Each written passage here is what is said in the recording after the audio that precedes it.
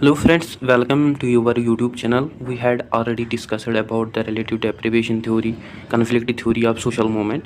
Today we are going to learn about the last topic of second unit, that's cultural theory of social movement. Let's begin our topic. From cultural point of view से अगर हम देखें, बहुत सारे structural concerns हमें देखने को मिलते हैं in terms of resource mobilization and political process, जो कि एम्फसाइज करते हैं on the cultural and psychological aspects of the social movements पे, सच एज कोलेक्टिवली और shared interpretations, beliefs, ideologies, values और other meanings about the world. So जो cultural approach हैं social movements का, ये एड्रेस करते हैं major problems through the process of framing injustice. So ये जो प्रोसेस है फ्रेमिंग की, जिसमें जो इंडिविजुअल्स होते हैं वो क्रिएट करते हैं फ्रेम्स को इन विच वो रिप्रेजेंट करते हैं मतलब something like through symbols, gestures, postures, ताकि वो पर्टिकुलर एड्रेस को इशू कर सके। सो जो पॉलिटिकल और रिसोर्स मोबिलाइजेशन थ्योरी हैं, बोथ एक्सेप्ट करते हैं idea of shared understanding.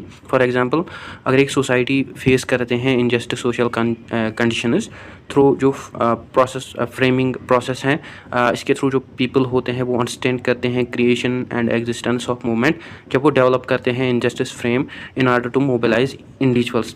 As I already mentioned कि जो इनजस्टिस फ्रेम होता है ये कलेक्शन होता है आइडियाज़ का, सिम्बल्स का, जो कि इंडिकेट करते हैं about the reason of social movements.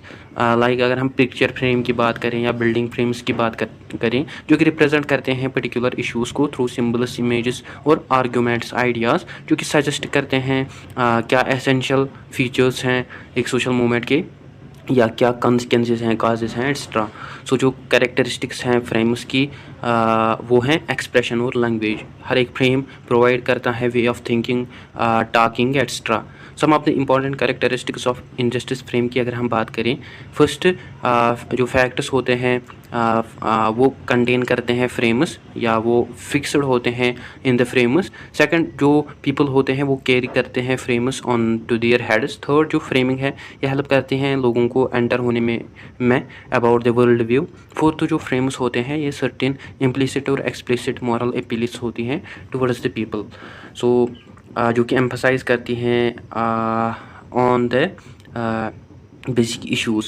सो जो इनजस्टिस फ्रेमिंग प्रोसेस हैं, जिसके थ्रू जो कल्चरल थ्योरी है ये एड्रेस करते हैं फ्री राइडर प्रॉब्लम को भी। जो फ्री राइडर प्रॉब्लम है ये इसे रेफ़र किया जाता है। ये एक आइडिया होता है जिसमें जो पीपल होते हैं वो मोटिवेट नहीं होते हैं to participate in the social movements. Instead वो अपने पर्सनल रिसोर्सेज को यूटिलाइज़ नहीं करना चाहते, like time and money, but still they can receive benefit without participation in the social movements.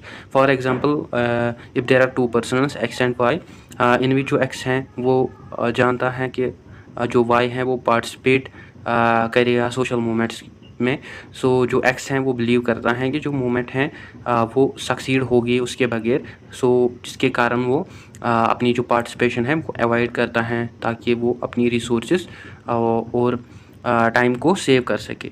सो ये जो प्रॉब्लम है फ्री राइडिंग की, ये one of the most significant problem है सोशल मूवमेंट की, जो कि हमें देखने को मिलती है। Most of the people join नहीं करते हैं सोशल मूवमेंट्स को, because as I already mention कि वो बिलीव करते हैं कि उन सोशल मूवमेंट जो है वो सक्सेड होगी विदाउट देयर कंट्रीब्यूशन और पार्टिसिपेशन।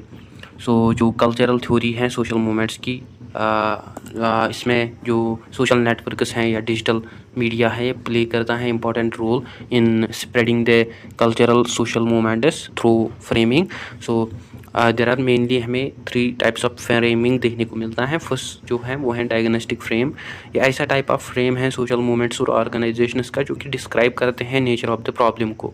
सेकंड जो है वो है प्रोग्नोस्टिक फ्रेम। जो प्रोग्नोस्टिक फ्रेम है ये एक ऐसा टाइप ऑफ फ्रेम है मूवमेंट और ऑर्गेनाइजेशन का जो कि सजेस्ट करता है desirable solutions for the problem. इसी तरह जो थर्ड है वो है मोटिवेशनल फ्रेम। एक ऐसा टाइप ऑफ फ्रेम है सोशल मूवमेंट्स और ऑर्गेनाइजेशंस का जो कि सजेस्ट और एनकरेज करता है लोगों को ताकि वो एक्शन ले सके टुवर्ड्स द प्रॉब्लम्स। सो जो कल्चरल थ्योरी है ये एड्रेस करते हैं फ्री राइड प्रॉब्लम को as well. Apart from that जो कल्चरल थ्योरी है ये एम्फसाइज करते हैं more and more on the injust frames, so that it will further mobilize the people. और जो कल्चर थ्योरी है ये बिल्ड करता है political and resource mobilization, as I already mention. Apart from that जो कल्चरल थ्योरी है ये emphasize करती है on the importance of cultural moments. Second, ये एड्रेस करते हैं फ्री राइडर प्रॉब्लम।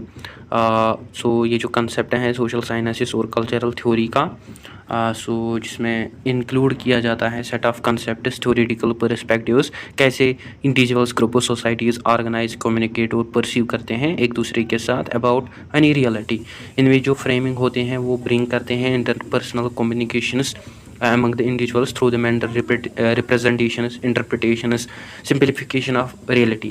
So जो framing है ये एक इंटीग्रल पार्ट है की कंपोनेंट है sociology as well as cultural theory का, जो कि कन्वे करते हैं in some sort of information.